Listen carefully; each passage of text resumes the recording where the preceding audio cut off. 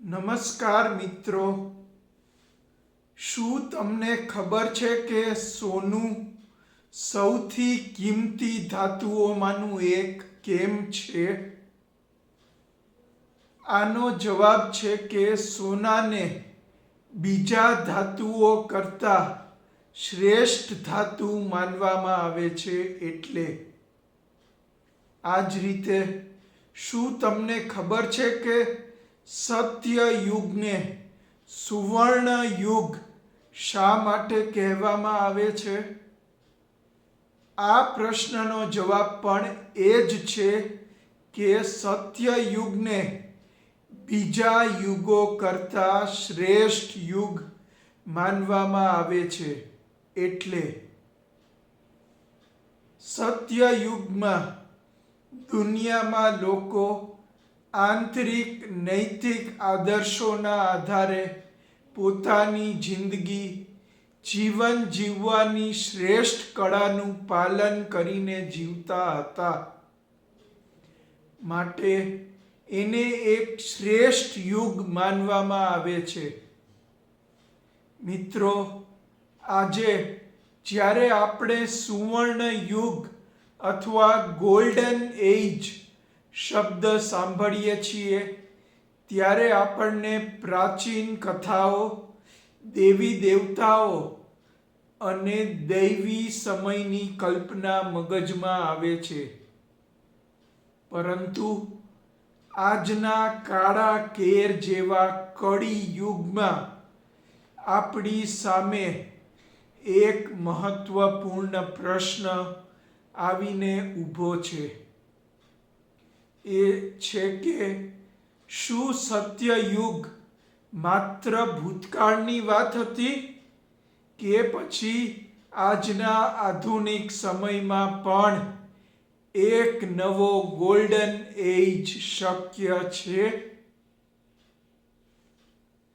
તો મિત્રો, આ વિડીયોમાં આપણે સમજશું કે સત્ય યુગનો સાચો અર્થ શું છે અને આધુનિક યુગમાં સુવર્ણ યુગને શું વ્યાખ્યાયિત કરે છે. એટલે આધુનિક યુગમાં સુવર્ણ યુગ કેવો હોઈ શકે છે. સૌથી પહેલા આપણે સમજી લઈએ કે સત્ય યુગ શું છે. સત્ય યુગ એ કોઈ માત્ર એક સમયગાળો નથી. એ છે માનવની આત્મજાગૃત ચેતનાનું સર્વોચ્ચ સ્તર. સત્ય યુગમાં સત્ય જીવનનું કેન્દ્ર હોય છે. ધર્મનો અર્થ સંપ્રદાય નહીં પરંતુ કર્તવ્ય હોય છે અને ન્યાય કાયદાથી નહીં પણ ચેતનાથી આવે છે. અહીં સત્ય એટલે ફક્ત સાચું શું એવો અર્થ નથી, પણ અહીં સત્ય એટલે વિચાર, વાણી અને કર્મમાં પૂર્ણ એકરૂપતા એવો અર્થ થાય છે. હવે સમજીએ કે આજના આધુનિક સમયમાં ગોલ્ડન એજ વિશેષણ શું અર્થ ધરાવે છે. આજના આધુનિક યુગમાં ગોલ્ડન એજનો અર્થ વધુ ટેકનોલોજી નહીં, વધુ સંપત્તિ નહીં, વધુ શક્તિ નહીં, પરંતુ વધુ આત્મજાગૃતિ, વધુ માનવતા અને વધુ આંતરિક શાંતિ એવો થાય છે. માટે આજના સમયમાં સુવર્ણ યુગ એટલે બહારી વિકાસ અને આંતરિક ઉન્નતિ એવો થાય છે. મિત્રો, હવે આજના આધુનિક સમયમાં જો સત્ય યુગ ફરી સ્થાપવામાં આવે તો એ કેવો હોવો જોઈએ એ સમજી લઈએ. આજના આધુનિક સમયમાં જો સત્યયુગ ફરી સ્થાપવામાં આવે તો આંતરિક શુદ્ધતા એ સત્યયુગની પ્રથમ ઓળખ હોવી જોઈએ. સાચી ગોલ્ડન એજ ત્યારે ફરી શરૂ થાય છે જ્યારે માનવ લોભથી મુક્ત થાય, ભયથી મુક્ત થાય અને દ્વેષથી મુક્ત થાય. સત્યયુગમાં માનવી કાયદાનું પાલન ડરથી નહીં પરંતુ પોતાના આત્મજાગૃત સ્વભાવથી કરે છે. માનવનો આંતરિક સ્વભાવ જ શાંત, સંવેદનશીલ અને સંયમિત હોવો જોઈએ. તો જ એક શાંત, સંવેદનશીલ અને સંયમિત સમાજનું નિર્માણ શક્ય બને. આધુનિક સત્યયુગમાં નૈતિકતા એ માનવનો સહજ સ્વભાવ હોવો જોઈએ. આધુનિક ગોલ્ડન એજમાં નૈતિકતા એ કોઈ માણસમાં પરાણે લાદવાની વસ્તુ ન હોવી જોઈએ, પરંતુ તે સર્વ માનવોની એક રોજિંદી જીવન શૈલી હોવી જોઈએ. સત્યયુગમાં ખોટું બોલવું અપ્રાકૃતિક લાગવું જોઈએ. શોષણ અસંભવ લાગવું જોઈએ અને હિંસા અવિચારણીય બનવી જોઈએ. કારણ કે આ બધા માનવીય દુષ્કૃત્યો કરતા માનવની આત્મજાગૃત ચેતનાની અવસ્થા એ ઊંચી સ્થિતિ છે.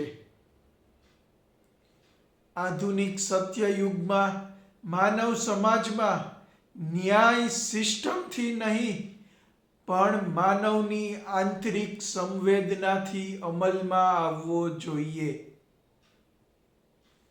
અત્યારના યુગમાં કાયદાઓ વધારે છે છતાં ન્યાય ઓછો છે. આગામી સત્યયુગમાં માનવી પોતે જ ન્યાયી હોવો જોઈએ અને તે પોતાની અંદરની સંવેદના, કરુણા અને સમજણથી સમાજમાં સર્વ પ્રત્યે ન્યાયપૂર્ણ વર્તન અને વ્યવહાર કરતો હોવો જોઈએ. જ્યાં સાચી સંવેદના હોય છે ત્યાં કોઈનું શોષણ થતું નથી. તો આ રીતે આપણે આગામી સત્યયુગમાં એક ન્યાયપૂર્ણ, સંવેદનશીલ અને શોષણ મુક્ત સમાજનું નિર્માણ પણ શક્ય બનાવવું જોઈએ. આધુનિક સત્યયુગમાં ટેકનોલોજી માનવની આત્મજાગૃત ચેતનાની સેવક બનવી જોઈએ. સુવર્ણ યુગમાં ટેકનોલોજીનો વિરોધ ન થવો જોઈએ, પણ ટેકનોલોજીનો ઉપયોગ માણસને નિયંત્રિત કરવા માટે નહીં પણ માનવ મૂલ્યોને ઉન્નત બનાવવા માટે થવો જોઈએ. સત્યયુગમાં એઆઈ પાસે બુદ્ધિ હોવી જોઈએ, પણ માનવ પાસે સાચી સમજણ અને તેના દરેક નિર્ણયમાં માનવીય કરુણા હોવી જોઈએ. આધુનિક સત્યયુગમાં વૈશ્વિક માનવતા એક પરિવાર હોવો જોઈએ. સત્યયુગમાં રાષ્ટ્ર પહેલા નહીં પણ માનવતા પહેલા આવવી જોઈએ. ધર્મ, જાતિ, ભાષા જેવા ભેદો આંતરિક ચેતનાના વિકાસ સાથે આપમેળે ઓગળી જવા જોઈએ. વસુધૈવ કુટુંબકમ એ ફક્ત એક સૂત્ર નહીં પરંતુ એક જીવંત વાસ્તવિકતા બનવી જોઈએ. આધુનિક સત્ય યુગમાં નેતૃત્વ પદ પર આધારિત ન હોવું જોઈએ, પણ વ્યક્તિની પાત્રતા ઉપર આધારિત હોવું જોઈએ. ગોલ્ડન એજમાં નેતા શક્તિશાળી નહીં, પરંતુ સજ્જન અને જાગૃત હોવો જોઈએ. સત્યયુગનું નેતૃત્વ સેવા આધારિત, ત્યાગ આધારિત, સત્ય આધારિત હોવું જોઈએ. અને સૌથી અગત્યનું, આધુનિક સત્ય યુગમાં સમાજમાં એકતા, ભાઈચારો અને બધા વચ્ચે સુમેળ હોવો જોઈએ.